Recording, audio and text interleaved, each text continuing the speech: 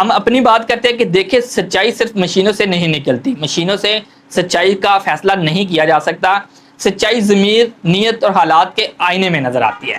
پولوگرافی test ہو یا واس matching ہو، جب مقدمہ ہی مشکوک ہو تو طریقہ انصاف بھی مشکوک ہی ہو جاتا ہے۔ عمران خان اس وقت قید میں ہیں، تناؤ میں ہے، ذہنی دباؤ میں ہے، ایسے میں کوئی بھی رد عمل مشین کو جھوٹ دکھا سکتا ہے۔ بطور ایک صحافی میں یہ کہتا ہوں کہ یہ ٹیسٹ نہیں ہے، یہ سیاسی دباؤ کا ایک جدید طریقہ ہے۔ تحریک انصاف کو چاہیے کہ وہ صرف بیانات پر اکتفا نہ کرے بلکہ قانونی محاذ پر بھرپور دفاع کرے، تاکہ تاریخ میں یہ ثابت ہو سکے کہ سچ کو مشین سے نہیں، دلیل سے اور انصاف سے ثابت کیا جا سکتا ہے۔ یہ صرف ایک فرد کا نہیں، یہ پاکستان کے عدالتی نظام کا امتحان ہے۔ کیا ہم سچ کو زبردستی ثابت کریں گے؟ یہ سچ خود اپنی طاقت سے سامنے آئے گا۔ فیصلہ آپ کے ہاتھ میں ہے۔ میں ہوں خرم ابن شبیر اور اس طرح کی ویڈیو لے کر آپ کی خدمت میں حاضر ہوتا رہوں گا۔ اللہ حافظ۔ پاکستان زندہ باد۔